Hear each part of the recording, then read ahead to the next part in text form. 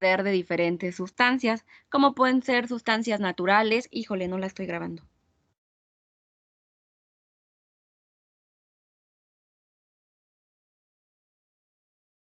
Como pueden ser sustancias naturales,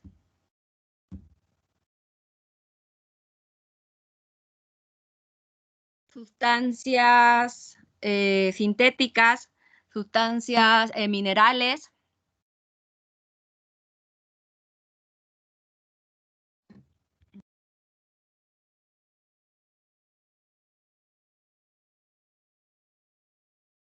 Regreso, perdón. Ya no sé qué sustancia mencioné. Vegetales, animales, sintéticas y minerales. Son 4 sustancias de las cuales podemos obtener los fármacos. Entonces, los fármacos actúan modificando procesos celulares. Lo pueden activar o lo pueden inhibir. Para ello, debe de estimular primero un receptor celular. Quiero que vean bien esta imagen y que la memoricen, porque de esto va a depender que podamos entender todo lo que va a venir después. Tenemos la célula y la célula tiene receptores. Esos receptores vamos a pensar que son esos contactos de luz que tenemos en casa. Entonces, va a venir el fármaco, que es lo que sea que vayan a conectar, ¿no? En el contacto de luz. Y entonces lo que va a hacer el fármaco es penetrar en ese receptor.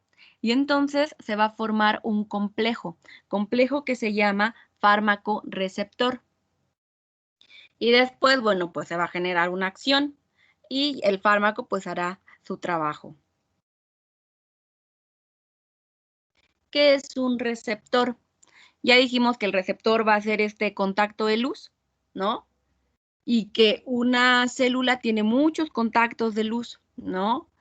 Entonces, son macromoléculas. Estos contactos están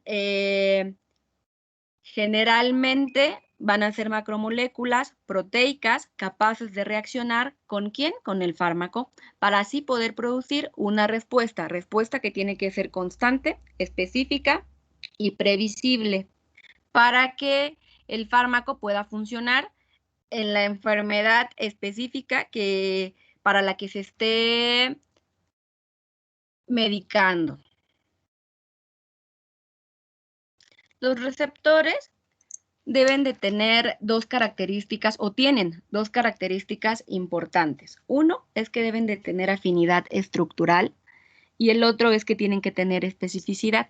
¿A qué nos referimos cuando decimos afinidad estructural? Es decir, que tienen que tener la capacidad de poseer, que tiene que tener la capacidad que posee un fármaco para unirse a un receptor específico y entonces formar este complejo fármaco-receptor del que ya había yo hablado, ¿no? Es como, vamos a poner un ejemplo, una puerta que tiene una cerradura y tenemos una llave. No todas las llaves van a abrir en cualquier cerradura, ¿no? Son específicas. Entonces, lo mismo sucede con los receptores. Tiene que haber afinidad. Y también especificidad. ¿Qué es la especificidad? Es la capacidad que posee el receptor para permitir el acoplamiento de un tipo de molécula y no de otro. A veces, cuando ustedes meten las llaves, puede que la llave entre, pero cuando tratas de girar y no es la llave correcta, no va a abrir la puerta, porque tiene que ser específico, ¿no? Entonces, aquí hablamos de que la especificidad es distinguir entre una molécula de otra. Esa va a ser una característica que va a tener un receptor.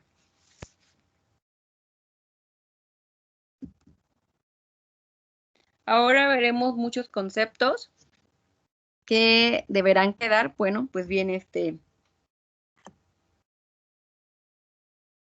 entendidos. Y vamos a empezar con qué es la acción de un fármaco. Dice, cuando un fármaco es administrado, este va a actuar sobre una función determinada y la va a modificar. Eso, el que la pueda modificar, será la acción que va a ejercer el fármaco. Ya decíamos, vuelvan a ver la imagen. que tenemos la célula y que tiene receptores, y que cuando se forma el complejo, porque el fármaco penetra en el receptor, formándose el complejo fármaco-receptor, este va a actuar sobre una función determinada. Pensemos en un dolor de cabeza. Este va a venir sobre el dolor de cabeza y la va a modificar. Esa acción que va a hacer es a lo que se le conoce como acción del fármaco. Entonces, ahora, ¿qué es el efecto de un fármaco? Es la manifestación externa de la acción farmacológica. Ya vino el fármaco, hizo su acción. Y ahora, ¿cuál va a ser el efecto? Sigamos con el mismo ejemplo del dolor de cabeza. El efecto será que externamente te va a quitar, ¿qué? El dolor de cabeza. Entonces, eso es el efecto del fármaco.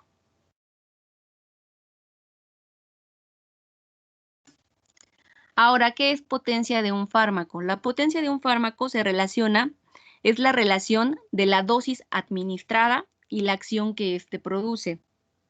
Aquí podrán ver una figura donde tenemos 3 fármacos, el fármaco A, B y C. ¿Qué va a ser la potencia? En el eje de las X podrán ver que se encuentra la dosis y en el eje de las Y podemos ver el efecto que éste va a tener.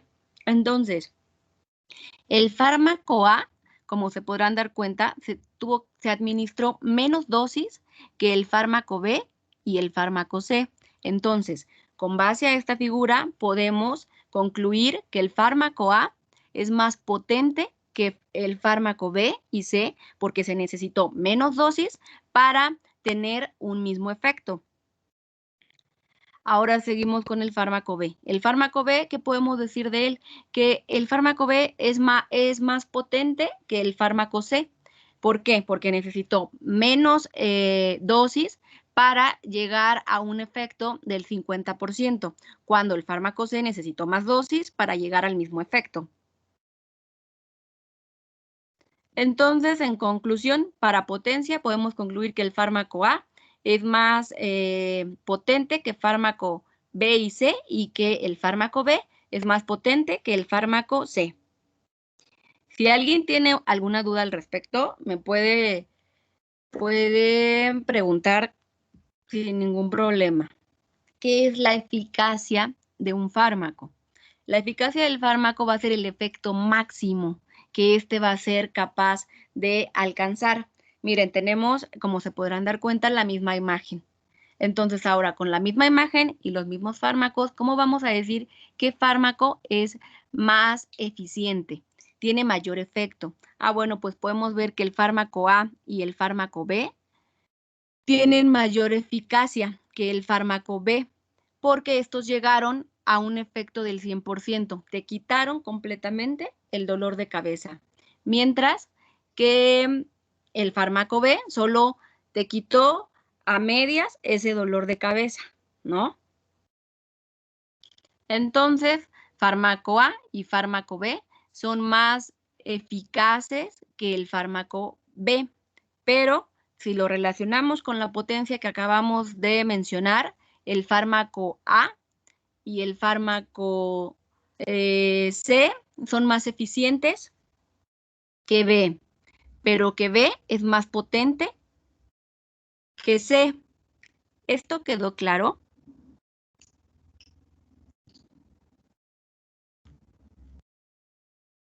¿Lo puede repetir, por favor? La eficacia o la potencia, o ambas. Bueno, en esta misma figurita podemos ver eficacia y potencia, ¿no? Entonces, fíjense, abajo tenemos dosis en el eje de las X y en el de las Y tenemos el efecto. Entonces, ya dijimos que tenemos 3 fármacos. Cada fármaco está representado por una letra o un color. Y entonces, la potencia nada más va a estar medida en la cantidad que necesita, en la dosis, ¿no? Que necesitamos para que el fármaco sea eficiente.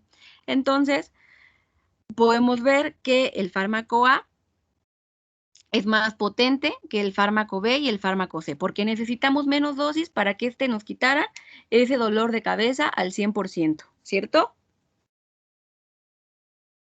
Y también, ahora en cuanto a eficacia, ¿qué podemos decir? Bueno, pues podemos decir que el fármaco A y que el fármaco C son más eficaces porque quitaron completamente el dolor de cabeza, aunque el fármaco C es menos potente porque necesitó más dosis para poder para poder ser igual de eficiente que el fármaco A. Y en cuanto al fármaco B, lo que podemos decir es que este es menos potente que el fármaco C, pero como se podrán dar cuenta, el fármaco C es más eficiente que el fármaco B, pero también es igual de eficiente el fármaco C que el fármaco a pesar de ser menos potente, ¿no? A pesar de tenerle que poner más dosis para poder quitar ese dolor de cabeza al 100%. O sea que eficacia va a ser que les quite al 100% ese dolor de cabeza y la potencia va a estar medida en la concentración de la dosis para que eso pueda suceder. Maestra. Sí, Evelyn. Entonces, si por ejemplo, si el B estuviera a la misma altura en efecto que el C y el C, o sea, si revirtiéramos las alturas, se diría que el fármaco A y B tienen más efecto, pero se necesita más dosis, y el C tiene menos efecto y se necesita más dosis. ¿Con quién vamos a ver, vamos a empezar. ¿Con quién vamos a revertir el efecto? Vamos por partes.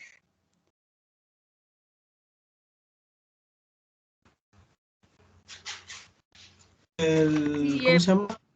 Evelyn. Que reviertamos B y C, por ejemplo, que el C esté al 50% y el B al 100%. Ajá.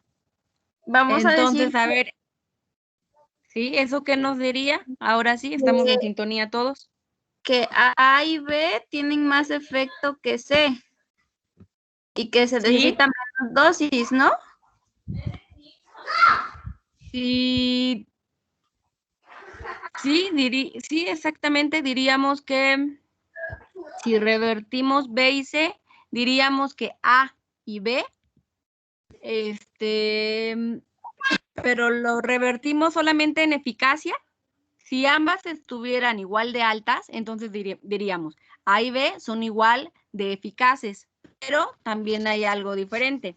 Decimos que A es más potente que B porque A necesitó menos dosis para generar el mismo efecto, porque B ocupa más dosis, ¿cierto? Sí, maestra. Ok, entonces sí quedó entendido. ¿Alguien más?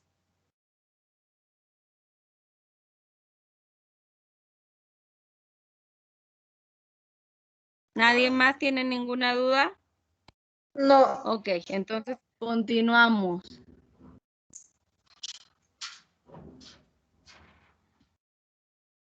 Algunos fármacos tienen afinidad por un mismo receptor. Recuerden cuáles eran los receptores y que entonces hay algunas veces que cuando ustedes van al médico, los médicos les recetan 2 fármacos al mismo tiempo.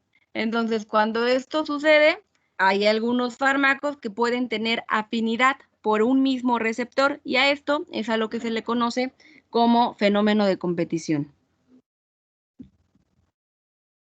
Actividad intrínseca. ¿Qué es la actividad intrínseca? Es la capacidad del fármaco de iniciar su acción tras su unión con el receptor. Ya decíamos que aquí tenemos esta figura y entonces que se forma el complejo fármaco-receptor cuando el fármaco penetra en el receptor y que entonces el que se pueda iniciar, el que el fármaco sea capaz de poder iniciar una acción, a eso es a lo que se le va a conocer como actividad intrínseca. La intensidad de acción del fármaco depende de los siguientes factores, depende de numerosos factores. Entre ellos tenemos el número de receptores ocupados, ya que, bueno, no va a ser, no va a actuar con la misma intensidad un fármaco que ocupa muchos receptores, ¿no? A que un fármaco que nada más ocupe 2 receptores. La afinidad del fármaco por los receptores. Mientras más aumente la afinidad, pues mayor será el efecto, ¿cierto? Y bueno, pues que también la intensidad dependerá de la actividad intrínseca, es decir, de la capacidad que tenga el fármaco, ¿para qué? Para iniciar la acción, una vez que se forma el complejo fármaco-receptor.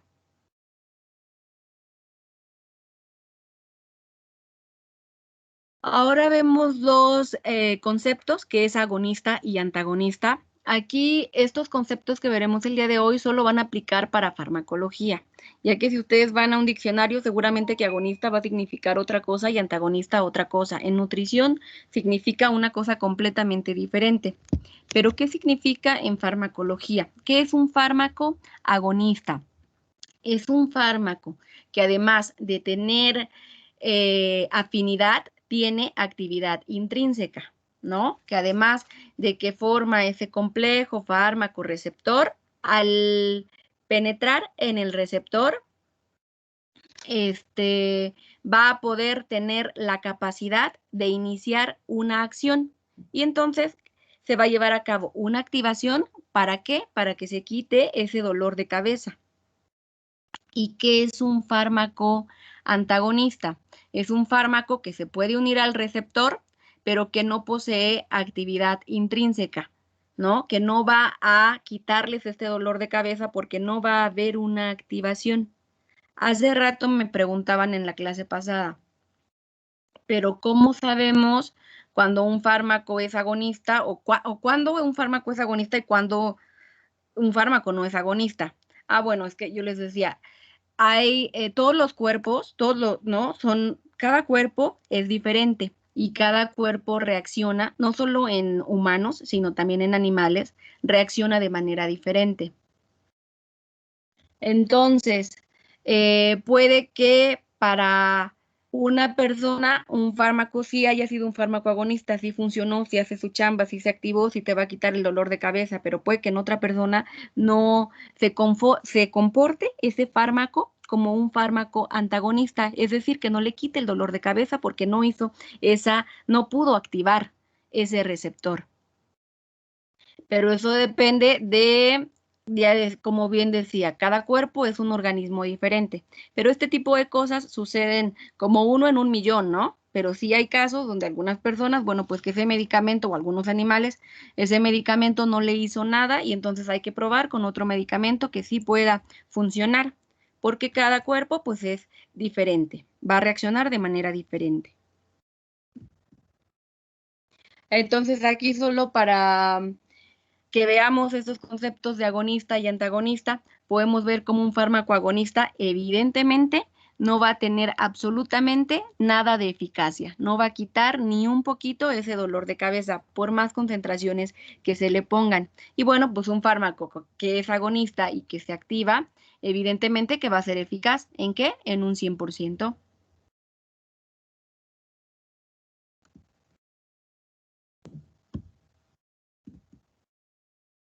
También vamos a encontrar este término de agonista parcial. ¿Qué es un agonista parcial?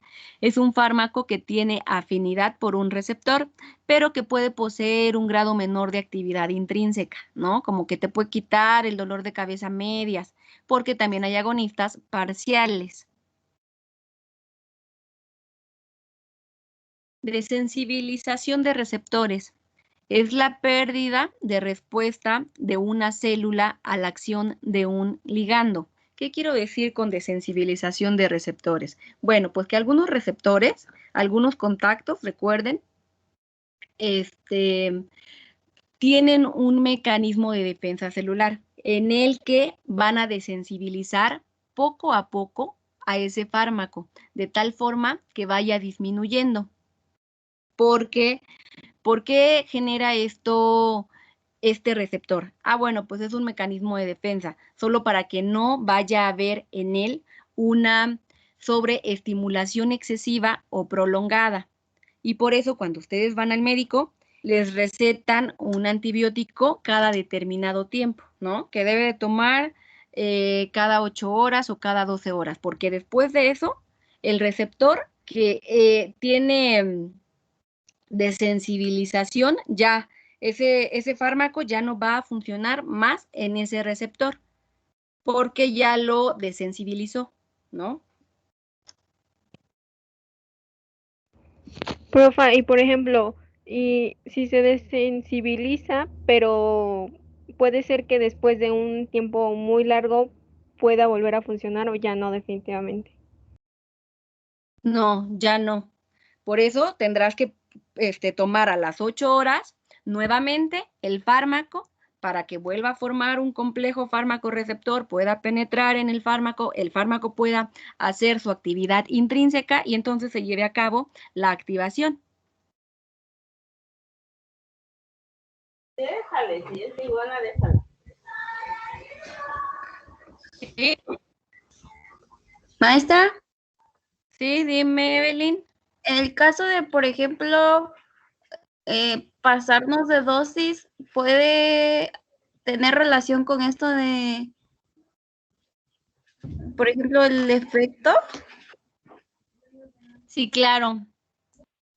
El que se quieran administrar más de la dosis recomendada, algunas veces no te va a quitar más el dolor de cabeza. Algunas veces puede pasar todo lo contrario, que el fármaco ya no va a funcionar, no va a funcionar como debiera, ¿no? Por eso siempre es importante seguir las recomendaciones que te dan los médicos o las recomendaciones que traen todos los medicamentos en la medicina veterinaria, ¿no? Porque hay una investigación detrás donde se sabe que esta dosis que te está dando el médico es la dosis a la que él va a poder actuar.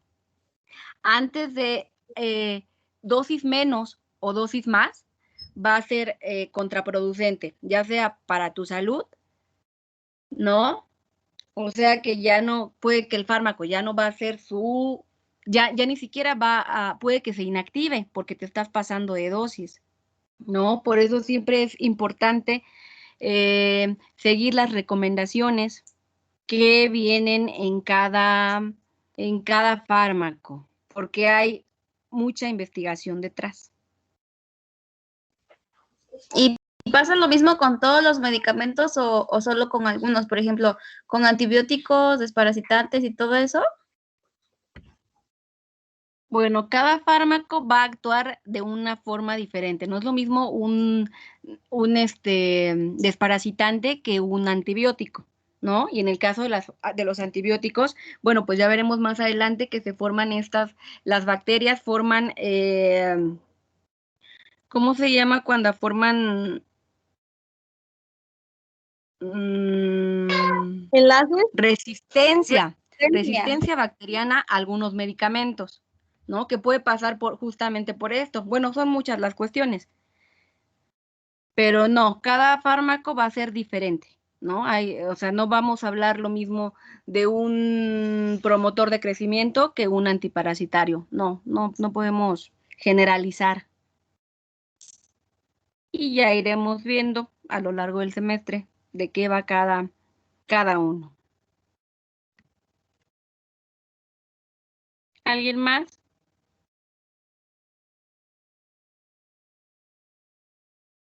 Bueno, con eso terminamos farmacodinámica y empezamos con los factores que alteran la reacción de los fármacos.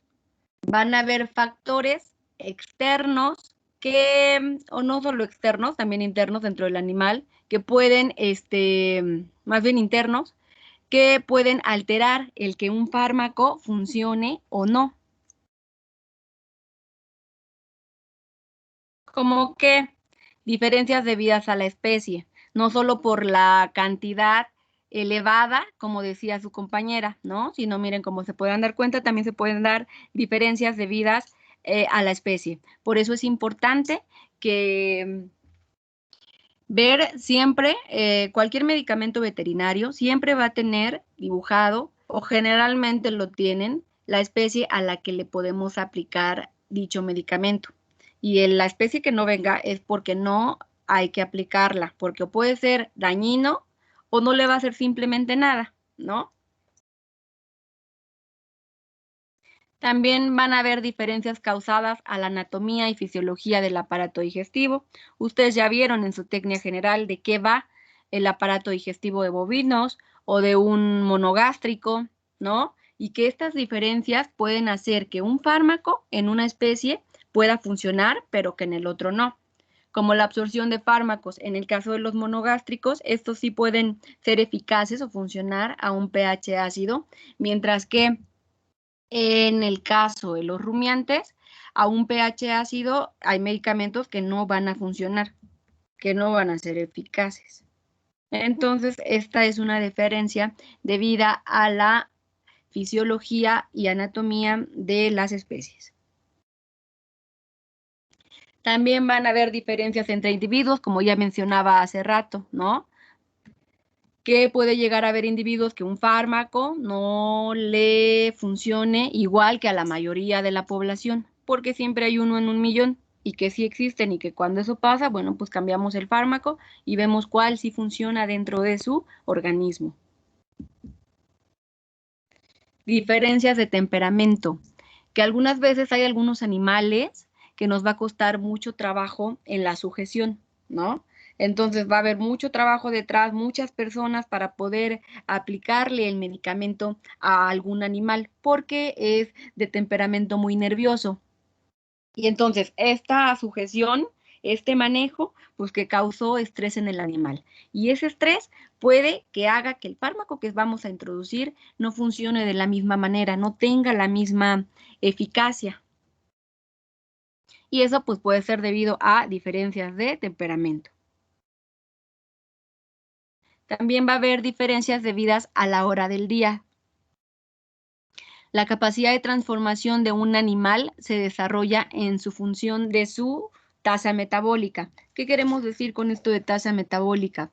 Que no va a ser lo mismo en un animal, vamos a poner de ejemplo, un animal que ya es de noche, que está súper cansado, que ya vino de trabajar, ¿no? Entonces, seguramente que a ese animal, si le colocamos algún anestésico, le va a hacer inmediatamente.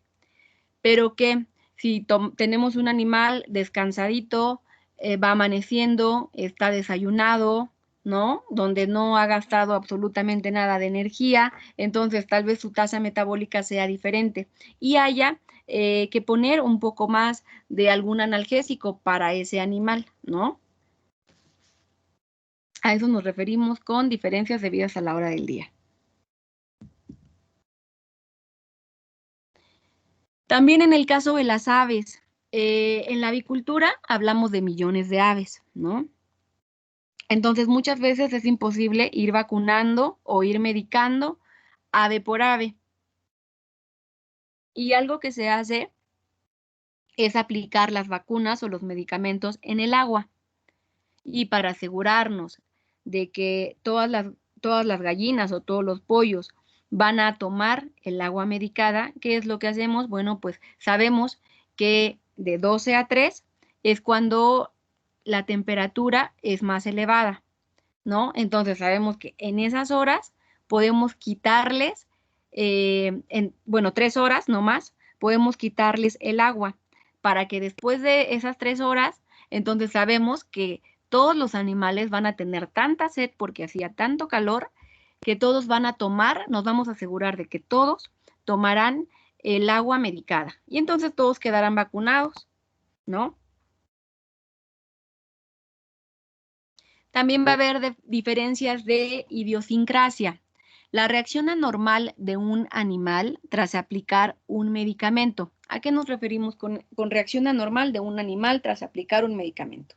Bueno, pues vamos a llamar diferencia de idiosincrasia cuando aplicamos diferentes medicamentos a diferentes especies y todos estos medicamentos en todas estas especies, diferentes cada una, causaron la misma reacción. Pensemos en que todos causaron hipersensibilidad. Y entonces esto puede ser una diferencia de idiosincrasia, donde fármacos diferentes a especies diferentes causan la misma reacción. Diferencias causadas por enfermedades. Supongamos que tenemos un animal que lo que le queremos quitar es no sé, tiene temperatura. Y entonces que vamos a aplicar un fármaco para disminuir la temperatura. Pero que no sabíamos que ese animal tiene una disfunción hepática, donde el hígado no le está funcionando correctamente. Y entonces, aquí algo importante, la mayoría de los medicamentos se metabolizan en el hígado. No sé si a ustedes les llegó a tocar que sus mamás o a sus hermanos muchas veces les daban el hígado de pollo, que porque es muy nutritivo, ¿no? Comer hígado es lo peor que podemos hacer en la vida. ¿Por qué? Porque todos los medicamentos, o la mayoría de los medicamentos, se metabolizan en el hígado. Entonces, cuando no dan un tiempo adecuado de retiro en antibióticos a los animales, cuando nosotros consumimos el higadito, entonces que ahí vienen esos antibióticos. Y entonces es cuando se genera resistencia a ciertos antibióticos, ¿no? Es una de las causas por las que se puede generar, porque la mayoría de los antibióticos que aplicamos en los animales, que también hay muchos que se aplican en los humanos. Entonces el higadito es lo peor que pueden comer. Y entonces que si este hígado tenía alguna disfunción hepática, bueno, pues va a hacer que ese medicamento que estamos aplicando se biotransforme más lentamente, que no funcione de la manera adecuada, ¿no? La fiebre puede alterar la unión de los fármacos a proteínas e inducir alteraciones notables en la farmacocinética, ¿no? Que si el paciente tiene fiebre, pero que la fiebre altera la unión del fármaco a la proteína. Entonces, la forma en la que se va a mover el fármaco en el cuerpo, pues que no va a ser la misma. Y estas son diferencias causadas por enfermedades. El que un fármaco no pueda hacer bien su chamba, de alguna manera. También diferencias debidas a variables fisiológicas. Es importante recordar que las funciones orgánicas se alteran de manera parcial o total en animales, bajo algún tratamiento interno. Pensemos en una vaca. Bueno, antes ustedes ya conocen esta escala de pH, ¿no? Donde el pH neutro es 7, un pH alcalino es menor de 7 y un pH ácido, perdón, es menor de 7 hasta llegar a 1 y un pH alcalino es mayor de 7. Entonces, pensemos que tenemos un animal, un bovino que tiene acidosis ruminal, es decir, que está a un pH menor de 7. Y entonces nosotros queremos aplicar un fármaco alcalino, como puede ser un analgésico o un narcótico. Entonces, ¿qué es lo que va a pasar? Que ese fármaco no funciona en un pH ácido, ¿no? Él necesita un pH alcalino para poder funcionar y que entonces ese fármaco no va a hacer más nada. Esas son diferencias debidas a variables fisiológicas. Si a lo mejor estoy mencionando algunos conceptos como acidosis ruminal y no saben qué es acidosis ruminal o otros conceptos que seguramente voy mencionando a lo largo de la presentación, no se preocupen, ya está cargada su actividad y palabras que yo considero que no conocen, bueno, pues están dentro de la actividad para esta semana. Diferencias por peso. Esto es importante. Y esto también se aplica en personas, no solo en animales. Algunas veces los animales cuando están obesos va a tardar más tiempo que un analgésico pueda hacerle efecto. Hay que aplicarle más dosis. ¿Por qué sucede esto? Porque en personas o animales obesos, que cuando nosotros nos sentamos, tenemos esa famosa llantita, ¿cierto? Entonces, esa llantita no son más que triglicéridos. ¿Qué es un triglicérido? Son 3 ácidos grasos y un glicerol, que se depositan en el tejido adiposito, en la famosa llantita. Entonces, que ese analgésico fue y se depositó en esa en esos triglicéridos, en esa grasita. Entonces, tal vez en un obeso haya la necesidad de aplicar más analgésico. También puede ocurrir todo lo contrario en animales esbeltos.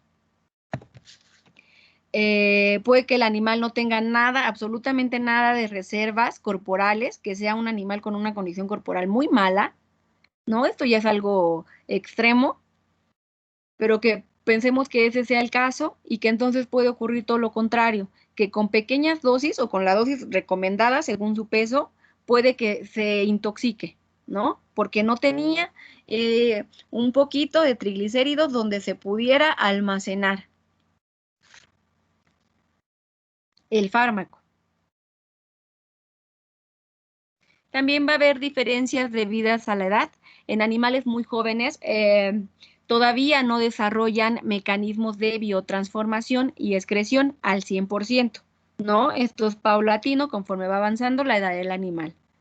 Y también puede ocurrir lo contrario en personas o en animales con una edad avanzada, ya que recuerden que el metabolismo no es el mismo ahorita, que ustedes pueden comer todo lo que quieran y siguen delgados, a que cuando ya lleguen a una edad más avanzada, y entonces el metabolismo se vuelve más lento, ya no va a ser lo mismo. Y entonces empezamos a subir de peso. Diferencias de sexo. Estas diferencias de sexo solo van a ser importantes durante la gestación, ya que puede haber medicamentos que puedan causar en el feto, como en el caso del mebendazol, que puede causar efectos teratógenos, o en el caso de productos catárticos, que pueda originar abortos en las hembras. Diferencias generadas por interacciones farmacológicas también podemos tener. Esto ya mencionamos algo. Las interacciones pueden ser benéficas,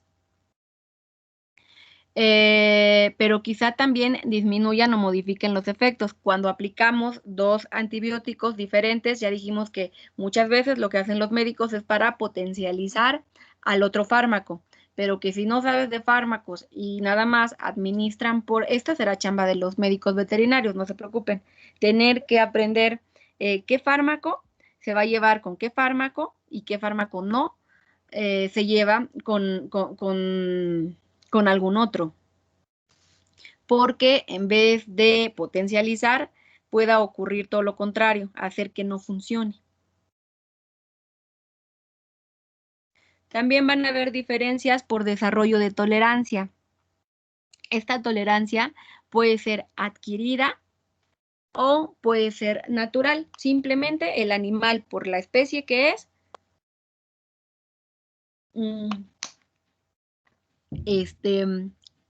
así funciona tu organismo. En tolerancia natural, bueno, en muchas investigaciones que se han realizado, sobre todo con ratas, se sabe que por más atropina que se le pueda administrar a las ratas, la atropina no hace nada, no les hace nada. En el caso del lorazepam, igual, en el perro no funciona, no hace efecto, pero que en los humanos sí funciona como un tranquilizante. Las vacas no se pueden sedar con fentanilo, las gallinas no se pueden tranquilizar con la gilacina, ¿no? Gilacina que sí puede ser tranquilizante en un perro o en un gato, pero que en las gallinas nada más nada. Entonces, estas son diferencias naturales. Y también hay diferencias adquiridas. Un ejemplo es en los conejos, que tienen una tolerancia a esta planta que se llama Atropa belladona.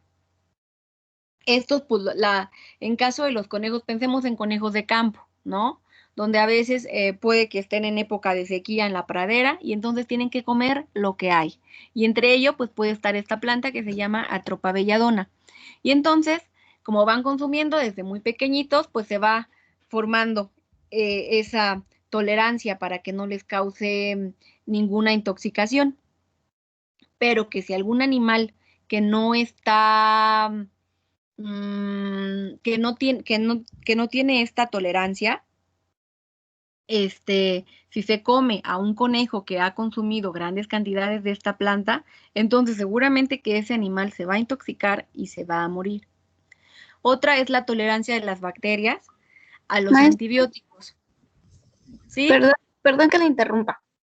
¿La dipirona es antiinflamatorio o antibiótico? ¿La qué? Dipirona. ST. Ya iremos viendo más adelante qué es la dipirona, pero ¿por qué la pregunta? Perdón. Porque hace como un mes me murió un becerro que empezó con un problema de inflamación en la parte rectal. Entonces, una veterinaria nos dijo que era timpanismo. Y pasó. Como a la semana se empezó a inflamar más y más y nos recetó dipirona. Entonces le administrábamos la dipirona, pero la inflamación no bajaba.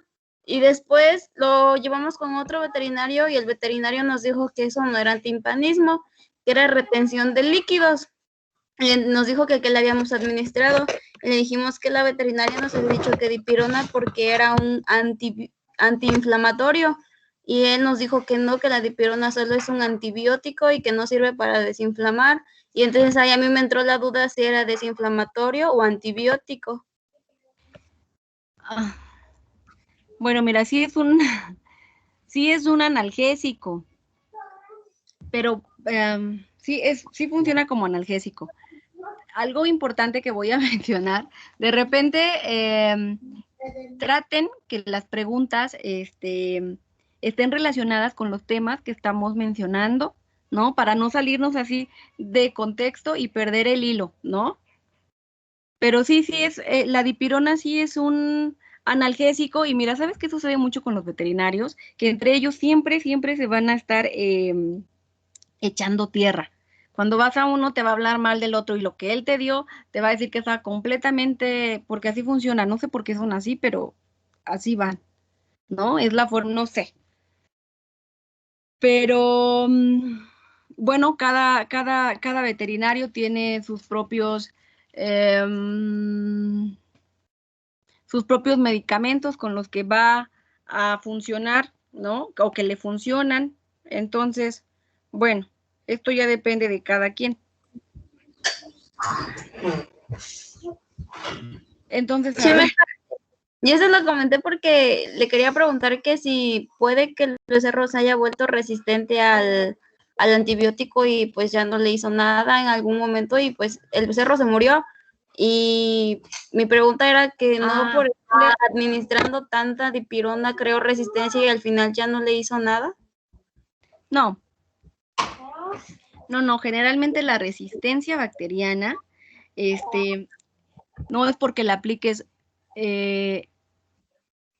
por decirlo, una vez, ¿no? O sea, que la aplicaste y creó resistencia en, no sé, vamos a pensar 48 horas. No, la resistencia bacteriana no funciona así, sino que las bacterias, ya hablaremos más adelante de la resistencia bacteriana, pero esa va más de que las bacterias lo que hacen es que se vuelven selectivas, esa es la palabra correcta. Entonces, el antibiótico lo que hace es seleccionar a esas bacterias fuertes y va a eliminar a las bacterias más débiles, generando esa resistencia. Pero que esta resistencia generalmente se genera cuando hemos abusado en que ya lo aplica, es lo único que aplicas en tu granja todo el tiempo. Entonces, a través del tiempo ya generaste esa resistencia, pero no porque lo hayas aplicado 48 horas y en esas 48 horas se haya generado la resistencia como tal. No. Seguramente, no sé si no sabemos qué es lo que tenía tu vaca realmente, ¿no? Pero que si tal vez sí fue un mal, ¿cómo le llamamos? Estuvo mal. Quizás no era la medicación adecuada. Que no tenía lo que ella le había, lo que ella decía. Ay, tiene su nombre, se me fue. Entonces seguramente que tal vez fue eso, ¿no? No atacamos el problema y por eso fue que se murió, pero no por generar resistencia. Yo creo que no. Sí. Bueno, gracias, maestra. Ok, de nada. Bueno, con esto concluimos esto. Voy a poner otra presentación donde ahora vamos. ¿Alguien tiene alguna pregunta hasta aquí? Ah, miren, y ya era la última pregunta. Entonces, al final si pueden dejar preguntas así como que, no sé, y vemos, pues si la podemos contestar, ¿no? Al final de las clases. Aunque bueno, ya vimos que sí se relacionaba por la resistencia que pensaba su compañera que se había generado. No, en lo que carga, vamos hablando, las resistencias generalmente se dan a través del tiempo. Por poner un ejemplo, en los conejos o en las gallinas les puede que haya coccidia, ¿no? Que son unos parásitos. Entonces, cuando en las plantas de animales, en el alimento que ustedes van y compran en la forrajera, ese alimento ya trae coccidiostato. Entonces, que si en las plantas forrajeras, en la planta de alimentos, no rotaran ese coccidiostato que ponen en el alimento, entonces eso puede generar una resistencia. Y entonces sus conejos o sus gallinas van a tener coccidias, porque se genera la resistencia a través del tiempo. Ya después no le hace más nada, porque en la planta de alimentos no rotaron su coccidiostato. Por eso será importante rotar los medicamentos para que no se generen esas resistencias a través del tiempo.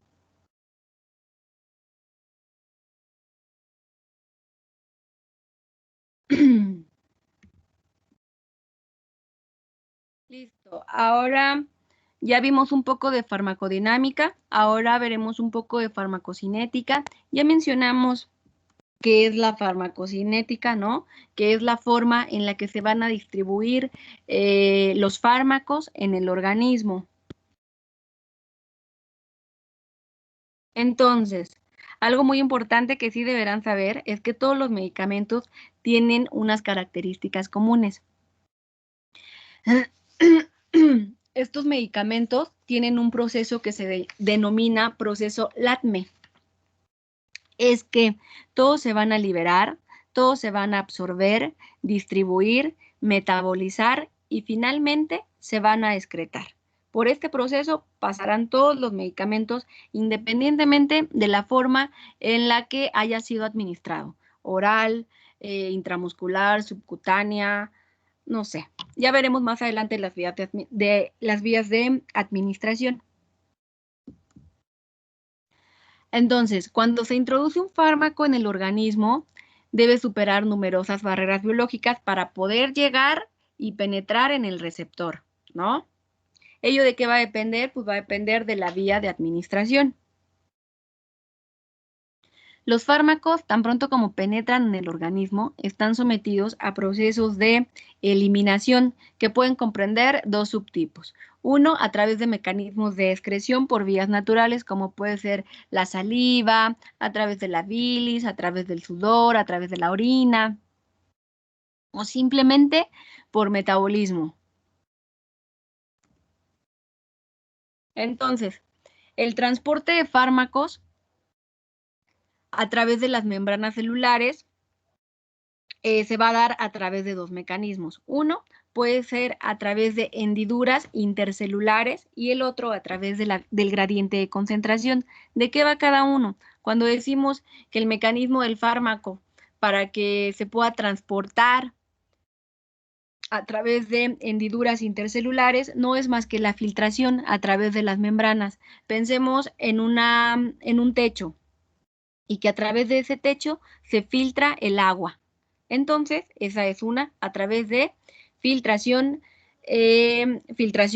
Y la otra será a través de gradiente de concentración, que no es más que el fármaco va a pasar de donde hay más concentración al otro lado de la membrana celular, a donde hay menos concentración. Serán dos mecanismos de transporte de los fármacos. Estos fármacos se tienen que absorber. Entonces, ¿qué es la absorción? Es el paso del fármaco de un lado al otro de la membrana, sin que éste modifique su estructura él mismo, para que cuando llegue con el receptor pueda activarse correctamente. Los mecanismos de absorción de los fármacos se pueden dar de dos maneras.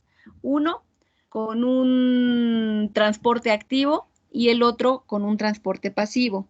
¿Qué es el transporte activo y qué es el transporte pasivo? El transporte activo es llamado así porque necesita de energía para poder transportar esos fármacos. Necesita de ATP. Vayan a sus clases de bioquímica, necesita de adenintrifosfato para que se pueda dar ese mecanismo de absorción. Pero que también hay otro mecanismo que es el transporte pasivo y es llamado así porque no necesita de energía para poder absorberse. Y en el pasivo tenemos dos, por difusión facilitada y por difusión pasiva. Ya vemos de qué va cada uno. La difusión facilitada, donde no hay gasto de energía, recuerden, esta se puede dar a favor de gradiente de concentración. Ya dijimos que es a gradiente de concentración, que va a pasar, como pueden ver en la imagen, de donde hay más a donde hay menos. Requiere proteína transportadora y bueno, pues no, la proteína transportadora, vamos a pensar que es esta cosa verde que ustedes pueden ver para que pueda ser absorbida, ¿no? Y no requiere energía.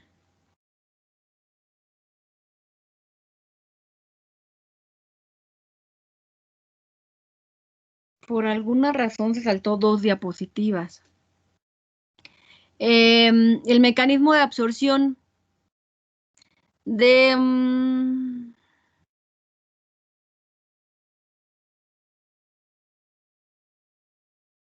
ya lo dije, ¿verdad? Difusión facilitada. Viene la difusión pasiva. ¿Cuál es la difusión pasiva? Ya dijimos que en esta no vamos a necesitar de gasto de energía, por eso es difusión pasiva. No requiere una proteína transportadora, a diferencia de la otra, donde tenía que haber una proteína que lo tenía que llevar de un lado al otro lado de la membrana. Entonces, puede hacerse por canales. En la imagen de la parte derecha se podrán dar cuenta que esa cosa verde es una simulación de un canal, entonces que la difusión pasiva va a necesitar de un canal para que los fármacos se puedan transportar de un lado, se puedan absorber de un lado de la membrana al otro. Puede hacerse también la difusión pasiva a través de la membrana, como pueden ver en la figura del lado izquierdo, donde puede pasar a través de la filtración, ¿no? Se va filtrando a través de las membranas celulares y pues todas estas dos no requieren de gasto de energía para que se pueda llevar a cabo. Y el transporte activo es contra gradiente de concentración, ¿no? Pasa de donde hay más a donde hay menos. Requiere de una proteína transportadora y requiere de energía para que esto pueda suceder. Hay que ponerle gasolina a esta proteína para que pueda funcionar. La absorción resulta clave para que el medicamento lleve a cabo su acción. Y esta, bueno, pues dependerá de la forma de dosificación, de las características físico-químicas del fármaco y de la vía de administración que se utilice, ya que en algunas será más fácil de absorber cuando hacemos, ya lo veremos más adelante, pero es más fácil cuando inyectamos vía intramuscular que cuando inyectamos vía subcutánea. En vía subcutánea va a tardar más tiempo en llegar porque va a tener más barreras por las cuales tener que ir pasando. Pero bueno, ya lo veremos más adelante. Con esto terminamos la la absorción de los medicamentos, de los fármacos. ¿Alguien tiene alguna pregunta?